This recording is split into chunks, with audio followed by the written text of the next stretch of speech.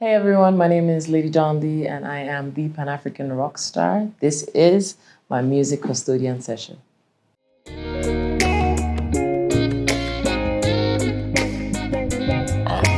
Classic, baby, just like magic. I look at you, Hey, my name is Lady Donli and I am a singer, songwriter, producer, all-around creative human being, and I am also the Pan-African rock star from Abuja, Nigeria. Yeah. baby, you're so classic.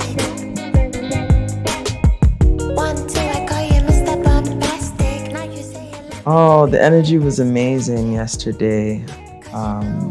This was Lovers Rock. It was fantastic. I have never been to East Africa before, so I didn't really know what to expect. I know that East Africans love music. I've seen the videos. The crowds are always amazing, but it was beautiful to see that, people on this side could connect with my music so deeply. People were singing word for word. Energy really kept me going. It was wonderful.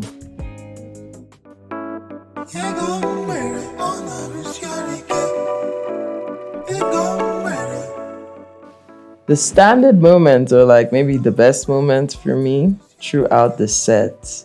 Wow. It's really hard for me to answer that question because I feel as though there were so many highlights. Just so you can give us a few then. No, highlights in the sense that the energy really kept going from the beginning to the end. Sometimes when you're performing, you feel as though, okay, it's up, then it's middle, then it's up, and it's low, and you're trying your best to re-energize the crowd. But I didn't really have that moment. I think throughout, from once I got up on stage to when I was leaving, the energy was really consistent. And that's not something you get a lot. I couldn't hear myself, in breaks when I was done.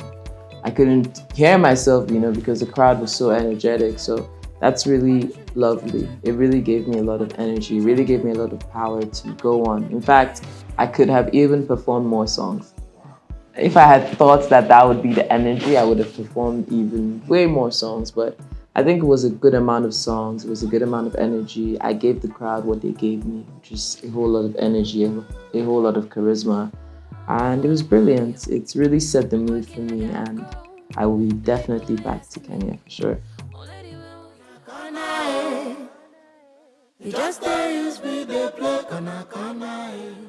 I like reggae music a lot. I think that reggae music is very essential to the Pan-African ecosystem because of what the music says. A lot of times it's super introspective, You might be listening to it thinking, oh, this is not that deep.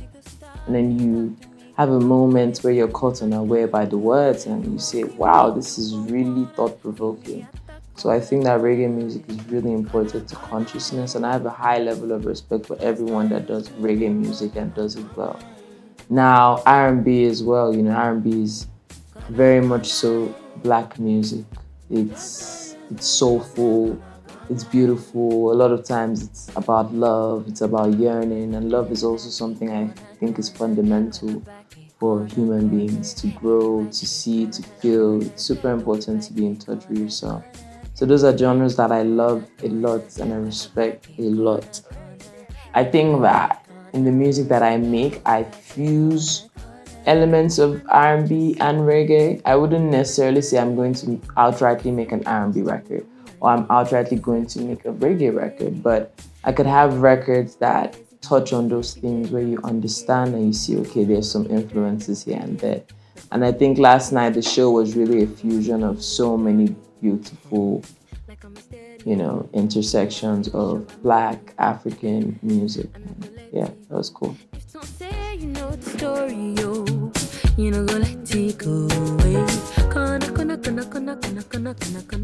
I think this era of Lady Donli is different to me because I've grown so much in the past 12, 13 years of however long I've been making music officially. I've grown so much.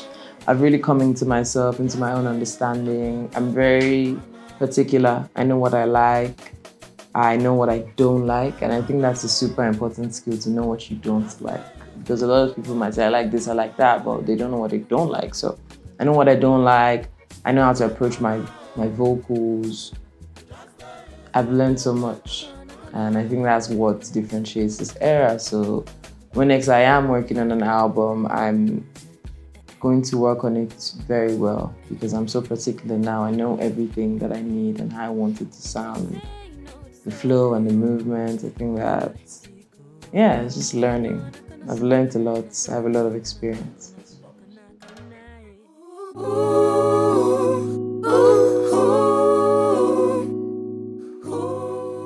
Live music is fundamental to what I do, the type of musician I am, the kind of music that I make. Live music has always been key to everything I do. So when I formed the Lagos Panic, I really wanted to be able to bring energy that I bring on stage into, that band movement. And that's what we've done. We spent the last couple of years building, working, and it's been amazing. We practice, and we look for ways to make the records more dynamic, more interesting, and it shows. When you watch us on stage, when you have the pleasure of watching us on stage, you will definitely feel the energy, and you feel, most importantly, the intention. Everything we do has some intentionality, and that's what I love the most. For me, live shows are a form of theater. A lot of times people tell me, "Hey Donli, I saw you on stage and the energy, or what you were doing with your face, or how you were moving." Because for me, it's an expression beyond singing. Your whole body has to be expressing what you're saying. It's a form of drama. It's like a musical. So when I work on live sets, I want to be able to create that journey where people feel as though they are witnessing a musical production, not just someone singing. It's emotive. Certain things are happening at certain points. You're feeling certain things. It's either it's evoking sadness or frustration or happiness. I want the people to be able to engage with these emotions when they watch us live. Redemption, selective my retention, inventive my inventions, like torn in your living room. The most exciting genre to me right now would be jazz and rock, punk rock. Those are the things I listen to the most. I listen to a lot of music across Africa, African rock, compilations that have a lot of old African music. But primarily I would say jazz is like jazz fusion, not like jazz at its roots, but that's like my fundamental base.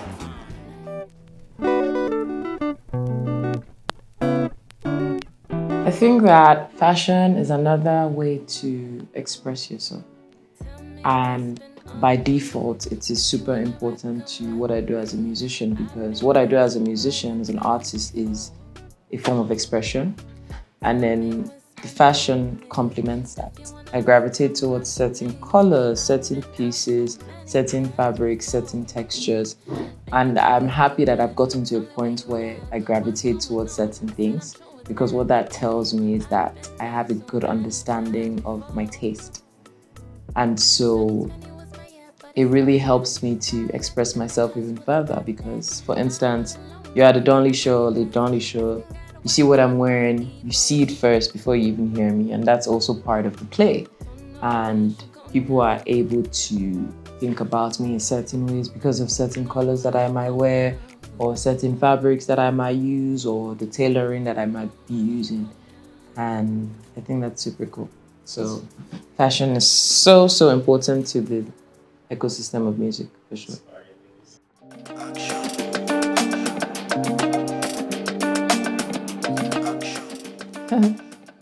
When people listen to my music, it depends on what song it is, but mostly I want people to feel confident.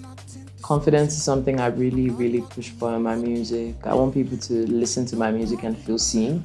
And I get that a lot. A lot of people come to me and tell me how my music or seeing me was one of the first times that they felt represented in some way or the other. And that's beautiful, So I want people to feel empowered in a way or the other. I'm gonna get what's mine, and if then they look me like monkey, I go they chop them like banana. If money the drug I made junkie. I think that I understand the need for genres, but for me it's really hard because I jump around. So I don't really necessarily feel limited by anything when it comes to music because I make music to express. So I'm going to make whatever I'm feeling. You can call me a fusion artist or R&B artist. I would call myself an Afrobeat artist. And because that's a fusion of jazz, funk, rock, all the stuff that I like. So that's what I would call myself, but it just depends on, who the listener is.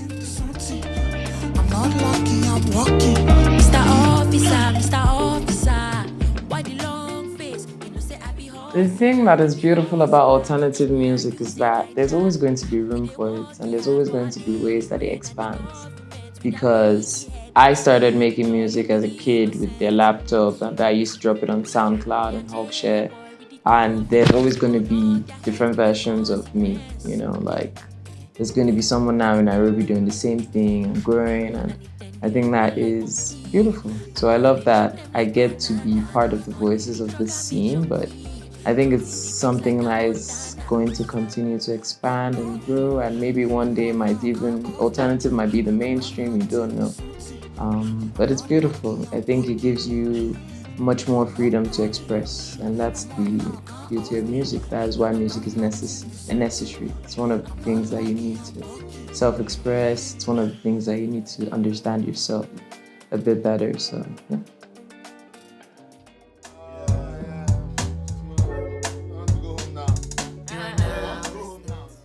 My biggest lesson as an indie artist is understanding that I don't know anything. And I think that has really helped me because now I approach things like I know nothing. Even if I've learned so much in all these years, obviously, but I'm always willing to learn more. I'm always happy to learn more. When someone tells me, oh, this is how we're doing this in this way, I'm like, okay, cool. So my biggest lesson really is that I do not know anything. Say that you're feeling me, but you can't impress me. You try to tell me other things. I think for sustainable growth in the industry, we need to invest in ourselves with a more clear pathway. It just can't be for hype. It has to go back to artist development, actually working on great albums, finding systems that archive those great albums, continuity. I think most importantly, what we should be focused on is building continuity and structure. It doesn't matter if we have two big stars, but what are the people at the bottom of the chain musically? What are they experiencing? You should be able to have a system where there can be artists that are mid-range artists that can do venues of 100, 200, and artists that can do thousands, and artists that can do tens of thousands. That's the only way that a music ecosystem can really function. That's the only way competition can be real. That's the only way that it becomes sustainable, is where there are different levels to music. You can have 200 fans and go touring, or you can have 400 fans and go touring, or whatever it is, but that's what we need to be building. We need to be thinking of how we can consistently build this ecosystem.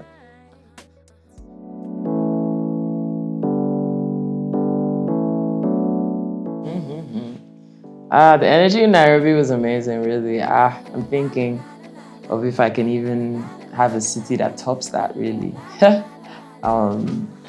Nairobi is really top for me right now. I think it's pretty good. I've done Paris is always good, Amsterdam is always good, Lagos is good too sometimes. But it was fantastic. The energy was really, it took me aback. It's kind of emotional.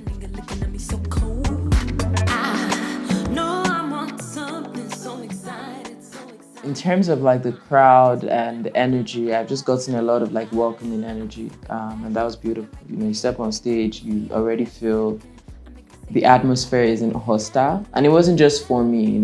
Other artists that were performing, when I was backstage, I could hear the energy that the crowds were giving them. Also, the DJs, I could feel the energy, and it was super welcoming. So I think that is the one thing I would say I've noticed. I felt it's just a welcoming nature.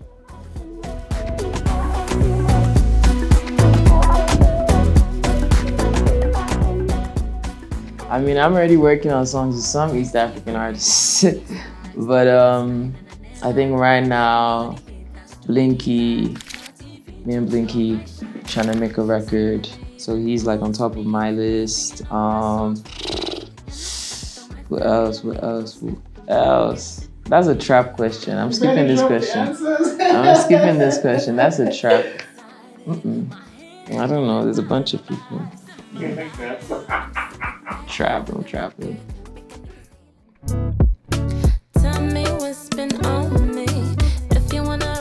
You see these questions. I don't have them. I don't have the answers. I've only been here one day, like properly. You have to bring it back here. Yeah, I only got here on, when did I get here?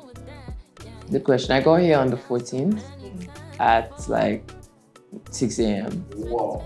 And then I had to sleep, and then I haven't really. And the next day is the show, so I haven't really had time to experience Nairobi. My Nairobi experience is about to start. Okay. So I'll be able to answer these questions more clearly once it starts. But for now, I'm just like, the show was cool. People are cool. They're fun. They look welcoming. But I haven't gone out. I haven't turned up. I haven't gone to the park. I want to see some animals. I don't think I've ever seen animals since I was a kid. So I want to do all the touristy stuff. So we'll see.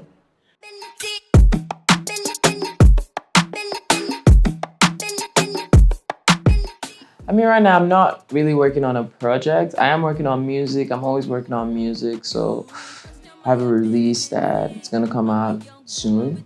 I did a snippet of the record at a show, so that was cool. But other than that, I just want to keep making music and keep growing, and we'll see. Was that the Heartbreak song? Yeah, my Heartbreak song. That song's coming out soon, so that's the next one.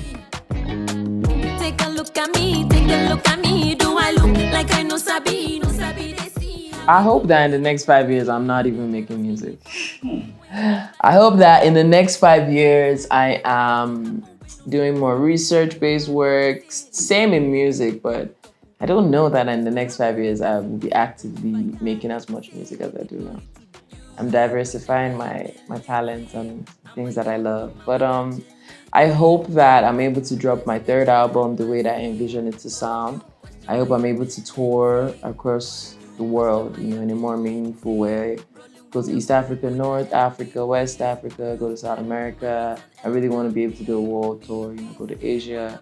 That's something in the next 5 years I hope I'm able to achieve. Really just go around and experience different markets, drop my next album, in the next year. And just keep growing, keep on being part of the musical ecosystem, do more work for the culture, find more ways to keep building and evolving what people understand to be Nigerian or African music.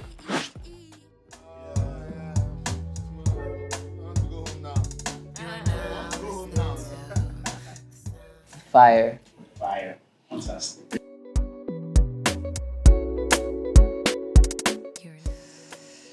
Woo!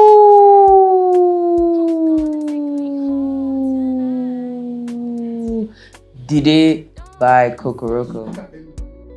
Intellectually, who's gonna take me home? Valentine's Day. Top 3 songs. Jesus, this is so difficult. Do I even know it? Okay. Someone Like You by Snow Allegra. I think that's the name of the song. I've been waiting my whole life to find someone like you. Snow Allegra, Someone Like You. That song is definitely going to be on there for sure. What other song is going to be on there? Take Me Home by Lady Donli is going to be on there because, who's going to take me home? And last but not the least, oh my goodness. Damn. I don't remember any songs now. It's like I don't listen to music. Oh my God. Love Me JJ by Thames, because that's what I have. The weather. I love the weather in Nairobi. You should expect more fire, more energy. Now that I've been here, I know what to do next. I know even more what to do next. So, yeah, just expect a fantastic time.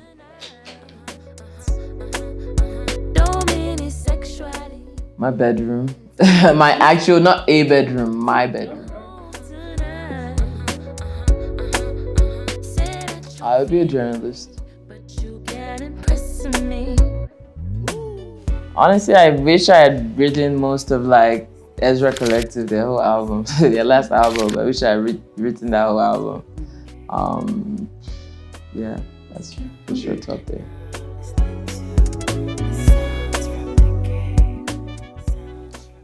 It would be Suffer by myself, really. That's like really my themes. That's my life's theme song. It's like I didn't come here to suffer, bro. Yeah, that's it.